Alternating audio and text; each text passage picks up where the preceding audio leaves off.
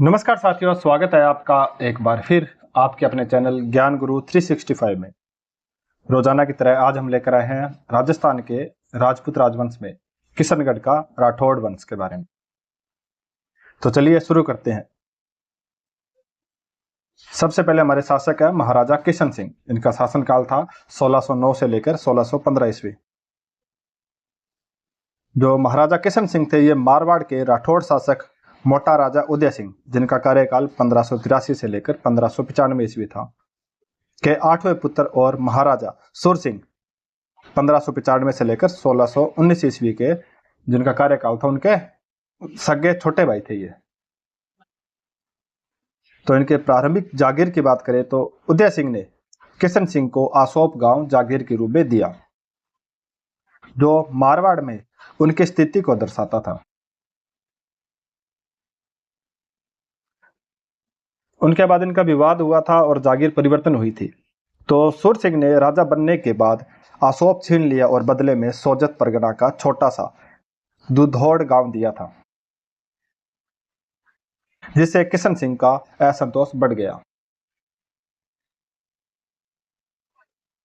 इसके बाद उन्होंने क्या किया, उन्होंने मारवाड़ का त्याग कर दिया। तो सुर सिंह के मंत्री गोविंद दास भाटी के साथ गहरी अनबन के कारण किशन सिंह ने अपने वफादार सैनिकों के साथ मारवाड़ छोड़ दिया, जो उनके स्वतंत्र राज्य की नींव का आधार बना। उसके बाद आते हैं मुगल सम्राट अकबर का संरक्षण की बात करें तो अकबर ने उनकी प्रतिभा को पहचाना और हिंडौन, वर्तमान राजस्थान का हिस्सा, का शासक नियुक्त किया, साथ ही राजा की उपाधि भी दी। जहांगीर का समर्थन देखें तो 1609 ईस्वी में सम्राट जहांगीर ने किशन सिंह का मनसब बढ़ाकर 2000 जात और 1000 सवार कर दिया, जो मुगल दरबार में उनके बढ़ते प्रभाव को दर्शाता है। किशनगढ़ राज्य की स्थापना की बात करें तो 1609 ईस्वी में कवि राजा श्यामल दास के अनुसार किशन सिंह ने सेठोलाव के निकट किशनगढ़ राज्य की स्थापना की थी।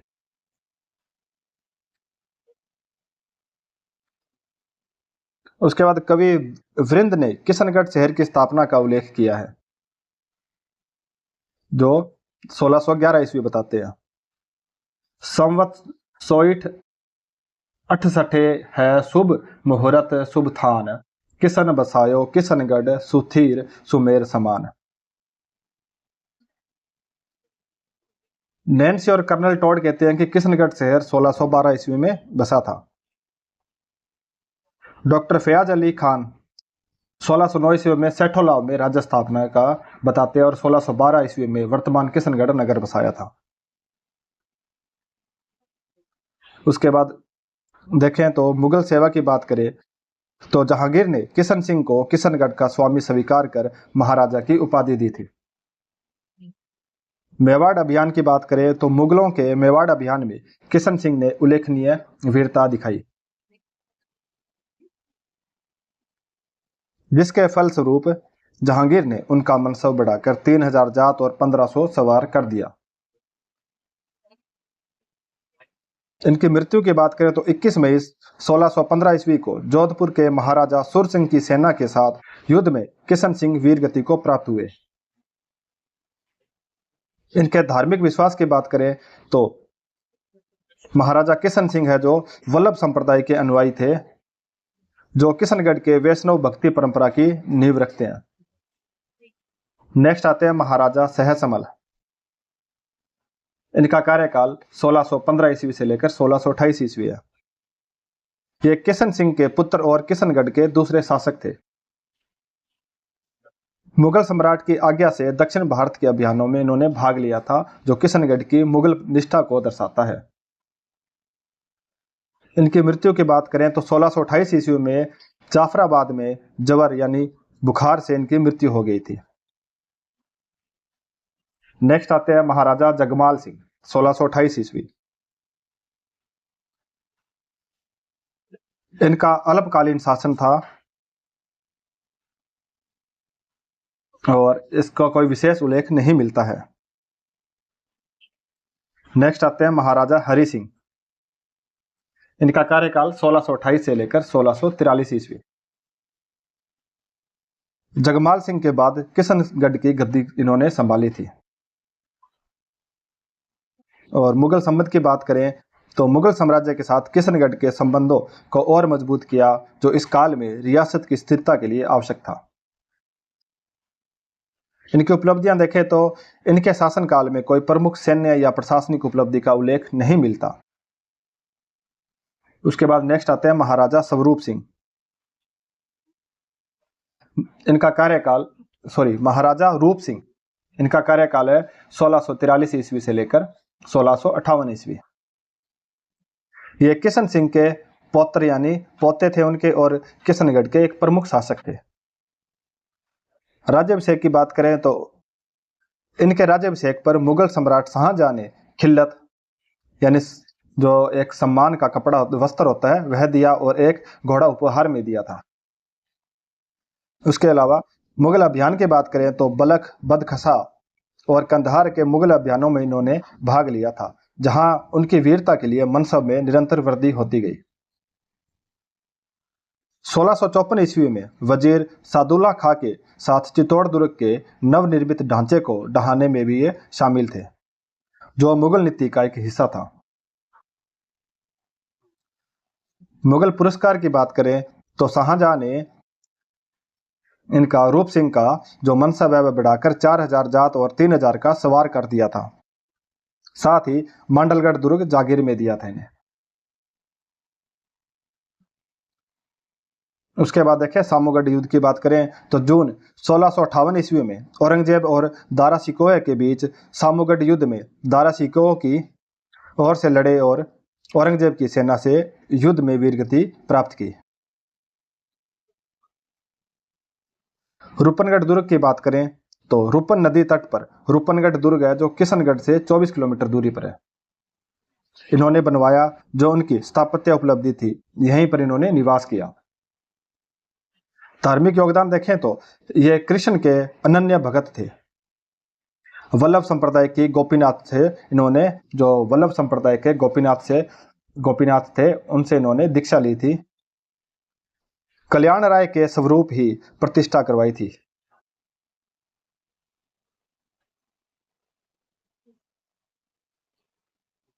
और जो किशनगढ़ की वैष्णव परंपरा को इन्होंने मजबूत किया था।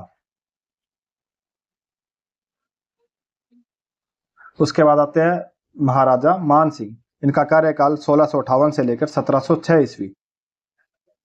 प्रारंभिक जीवन देखें तो मांडलगढ़ में जन्म हुआ था इनका। मात्र 3 वर्ष की आयु में किशनगढ़ की गद्दी पर बैठे थे ये। मेवाड़ से संघर्ष की बात करें तो मेवाड़ के महाराणा राज सिंह ने टिक्का दौड़ में मांडलगढ़ पर पुनः कब्जा किया, जो किशनगढ़ के लिए क्षेत्रीय नुकसान था।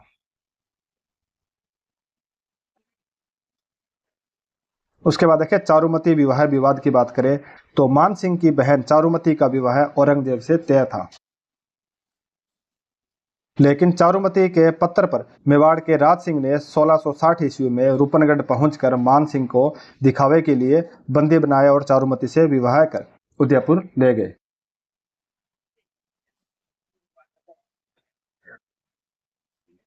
इसके बाद औरंगजेब क्रोधित हो गया और उसने राज सिंह के खिलाफ सैन्य टुकड़ी भेजी। मेवाड़ के सलूम्बर चोड़ावत सरदार रतन सिंह ने मुगल सेना का सामना किया। उनकी पत्नी हाड़ी सलह कंवर ने अपना शीश निशाने के रूप में दिया था। रतन सिंह ने पत्नी का शीश गले में बांधकर युद्ध किया और वीरगति को प्राप्त हुए। मुगल सेवा की बात करें तो मान सिंह ने शहजादे मुअज्जम के साथ बंगाल, पंजाब, औरंगाबाद और काबुल के अभियानों में भाग लिया था और अपनी वीरता इसमें दिखाई थी। इनकी मृत्यु की बात करें तो 1706 ईस्वी में पाटन में इनकी मृत्यु हो गई थी। नेक्स्ट आते हैं महाराजा राज सिंह 1706 से लेकर 1748 ईस्वी। मुगल उत्तराधिकारी युद्ध की बात करें जो 1707 ईस्वी में हुआ था, मुअज्जम यानी जो बहादुर शाह के नाम से सम्राट बने थे का इन्होंने समर्थन किया था। इनका मनसब 6000 जात तक बढ़ा दिया गया था। सैयद बंधुओं का समर्थन की बात करें तो फर्रुख सिंह और सैयद बंधुओं के संघर्ष में सैयद बंधुओं का इन्होंने साथ दिया था। अहमद शाह अब्दाली की बात करें तो 1739 ईस्वी में अहमद शाह अब्दाली के आक्रमण के समय मुगल सम्राट मोहम्मद शाह के आदेश पर पुत्र सावंत सिंह और पौत्र सरदार सिंह को शहजादा अहमद शाह के साथ भेजा था।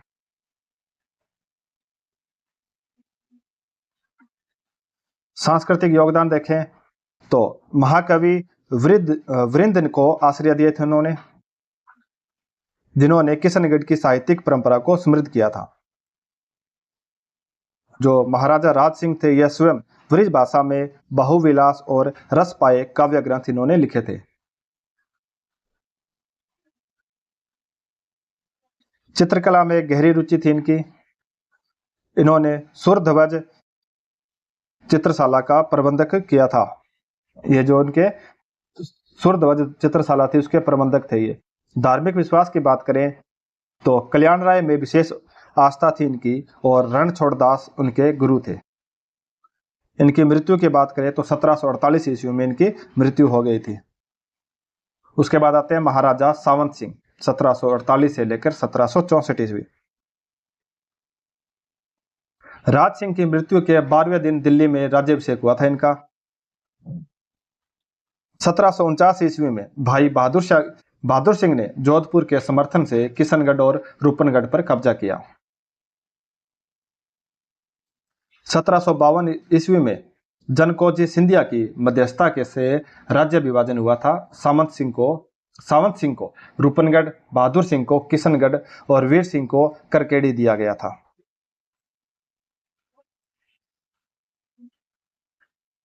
गृह क्लेश से विरक्त होकर वृंदावन चले गए और नाम नागरीदास रखा था इन्होंने। प्रेयसी बनी ठंडी जो विष्णु प्रिया का चित्र निहाल चंद ने बनाया था, जो भारतीय मोनालिसा कहलाती है और किशनगढ़ की राधा कहलाती है।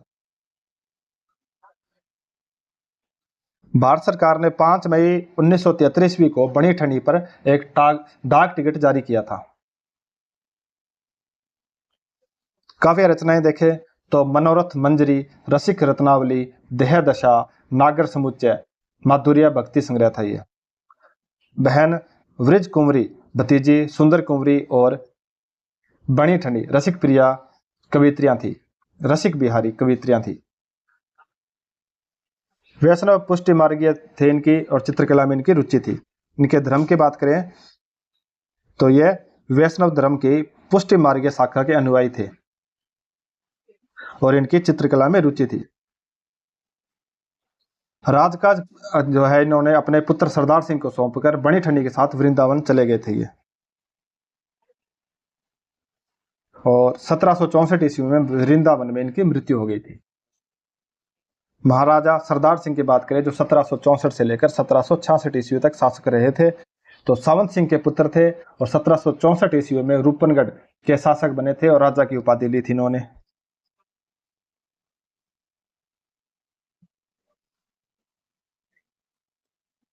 चाचा बहादुर सिंह के पुत्र बिड़द सिंह को गोद लिया था इन्होंने और 1766 ईस्वी में इनकी मृत्यु हो गई थी।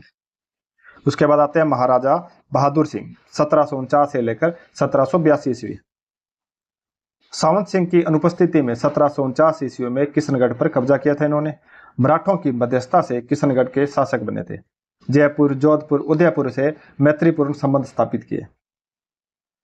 जयपुर और मराठों के मध्य मध्यस्थता स्थापित की थी। इनके शासनकाल में नानक राम प्रसिद्ध चित्रकार थे। नेक्स्ट आते हैं महाराजा बिड़द सिंह 1782 ईस्वी से लेकर 1788 ईस्वी तक।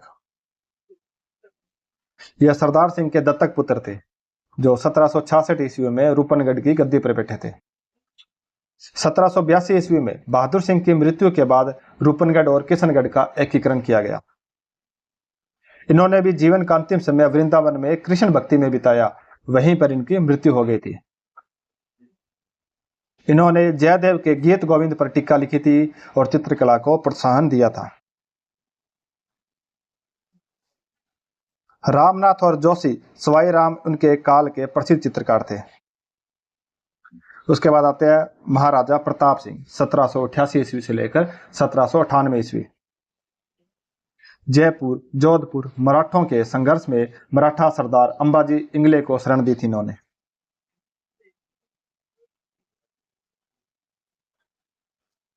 उसके बाद जोधपुर के विजय सिंह ने किशनगढ़ पर आक्रमण किया। प्रताप सिंह को रूपनगढ़ करकेड़ी के अमर सिंह को देना पड़ा। प्रताप सिंह थे, इन्हें जो रूपनगढ़ था वह अमर सिंह को देना पड़ा और जोधपुर की चाकरी स्वीकार की। बाद में रूपनगढ़ पुनः लिया गया और चाकरी का इकरारनामा वापस लिया गया। उसके बाद आते हैं महाराजा कल्याण सिंह, 1798 से लेकर 1838 ईस्वी।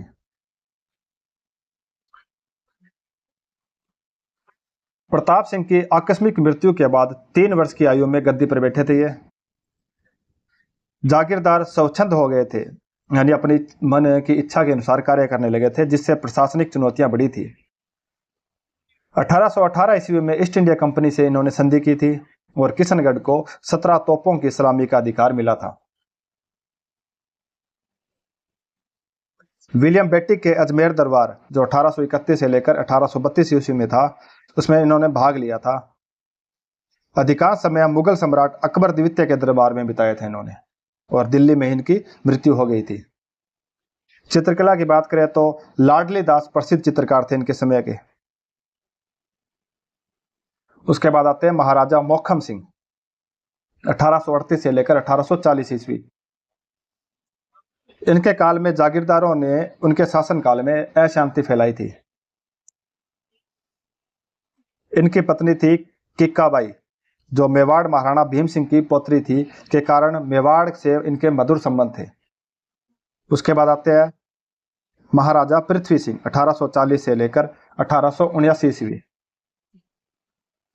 फतेहगढ़ के महाराजा बाघ सिंह के पौत्र थे ये। 4 वर्ष की आयु में इनका राज्याभिषेक हुआ था और इन्होंने गद्दी संभाली थी। मेहता कृष्ण सिंह और राठौड़ गोपाल सिंह ने शासन में इनकी सहायता की थी।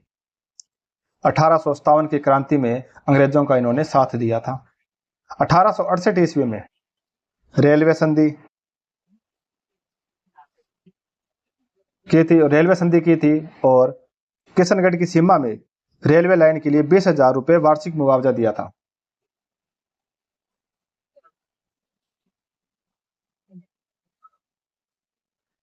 उसके बाद 1870 की बात करें तो 1870 ईस्वी में लॉर्ड मेयो का अजमेर दरबार हुआ था, इसमें इन्होंने शामिल हुए थे। 1877 ईस्वी में लॉर्ड लिटन का दिल्ली दरबार में इन्होंने भाग लिया था। इन्होंने अफीम के प्रयोग पर पूर्ण प्रतिबंध लगाया था। स्वामी दयानंद सरस्वती ने भी किशनगढ़ की यात्रा की थी और राज्य में आधुनिकीकरण की शुरुआत इनके शासनकाल में हुई थी। उसके बाद आते हैं महाराजा शार्दुल सिंह, 1880 से लेकर 1900 ईस्वी तक। इनके शासनकाल में प्रशासनिक सुधार, आधुनिक उद्योगों और चिकित्सालयों की स्थापना हुई थी, विद्यालय स्थापित हुए थे और शिक्षा का प्रसार किया था।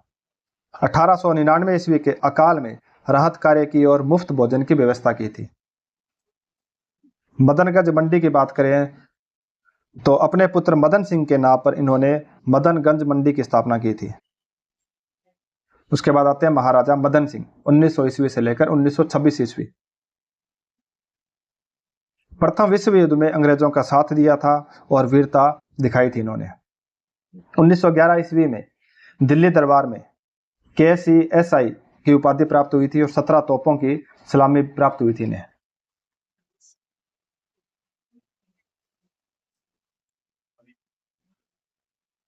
उन्नीस सौ 3 ईस्वी में नगर पालिका की स्थापना की थी और 1924 ईस्वी में प्रथम बिजली घर की स्थापना की थी।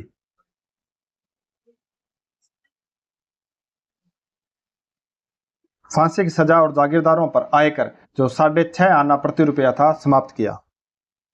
सांस्कृतिक योगदान देखें तो इन्होंने हवेली कृष्ण भक्त हवेली संगीत को विशेष प्रोत्साहन दिया था और ये पोलो के खिलाड़ी थे। रूपन नदी जो सांबर नमक का स्रोत थी, के बदले अंग्रेजों से इन्होंने मुआवजा लिया था। आधुनिक किशनगढ़ के निर्माता कहलाते हैं ये माने जाते हैं आधुनिक किशनगढ़ के निर्माता। उसके बाद महाराजा यज्ञनारायण सिंह, इनका कार्यकाल 1926 से लेकर 1939 ईस्वी है। करकेड़ी के जागीरदार जवान सिंह के पुत्र थे और सोमयज्ञ के फलस्वरूप जन्म हुआ था इनका, इसीलिए इनका नाम यज्ञनारायण रखा गया। गद्दी नशीनी की बात करें तो महाराजा गंगा सिंह जो बीकानेर के थे, उन्होंने इनकी गद्दी नशीनी में इनकी सहायता की थी। इन्होंने जन कल्याणकारी कार्य की और आधुनिकीकरण का कार्य जारी रखा। इन्होंने नुक्ता प्रथा का विरोध किया था और करकेड़ी में दुर्ग और पिता जवान सिंह की संगमरमर की समाधि बनवाई थी। उसके बाद महाराजा सुमेर सिंह 1936 से लेकर 1948 ईस्वी। जोरावरपुरा ठिकाने के ठाकुर बुद्ध सिंह के पुत्र थे ये। यज्ञनारायण ने इन्हें अपना उत्तराधिकारी बनाया था। इनकी शिक्षा की बात करें तो इन्होंने मेयो कॉलेज अजमेर में आधुनिक शिक्षा प्राप्त की थी। 15 जून 1947 ईस्वी को गद्दी पर बैठे थे। 15 तोपों की सलामी और पूर्ण शासनाधिकार प्राप्त किया था।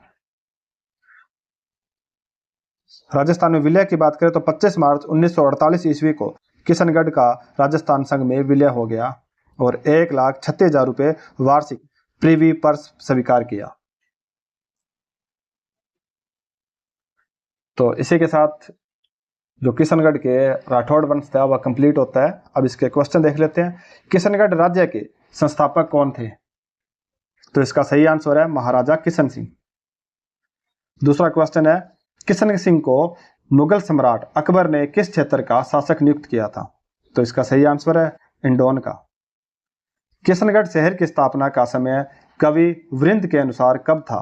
तो इसका आंसर है 1611 ईस्वी। नेक्स्ट क्वेश्चन है, महाराजा रूप सिंह ने किस युद्ध में दारा सिकोह की ओर से लड़ते हुए वीरगति को प्राप्त किया था? तो इसका आंसर है सामूगढ़ युद्ध। नेक्स्ट क्वेश्चन है, महाराजा मान सिंह की बहन चारुमती का विवाह किससे हुआ था? तो इसका आंसर है मेवाड़ के महाराणा राज सिंह से। नेक्स्ट क्वेश्चन है, महाराजा सावंत सिंह ने वृंदावन में रहते हुए अपना नाम क्या रखा था? तो इसका आंसर है नागरीदास। नेक्स्ट क्वेश्चन है, बनी ठनी का चित्र जिसे भारतीय मोनालिसा कहा जाता है किसने बनाया था? तो इसका आंसर है निहाल चंद ने।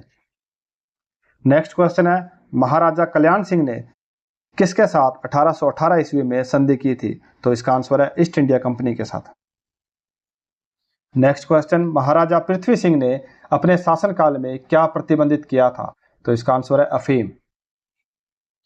और लास्ट क्वेश्चन है, किशनगढ़ राज्य का राजस्थान संघ में विलय कब हुआ था? तो इसका आंसर है 25 मार्च 1948 ईस्वी। तो आज के लिए बस इतना ही। मिलते हैं कल सांबर या शाकंभरी का चौहान वंश को लेकर। तब तक के लिए धन्यवाद। अगर आपको वीडियो अच्छा लगता है तो वीडियो को लाइक करें, कमेंट करें और यूट्यूब चैनल को सब्सक्राइब जरूर करें। मिलते हैं कल, तब तक के लिए धन्यवाद। पढ़ते रहें, बढ़ते रहें, सीखते रहें। जय हिंद, जय भारत।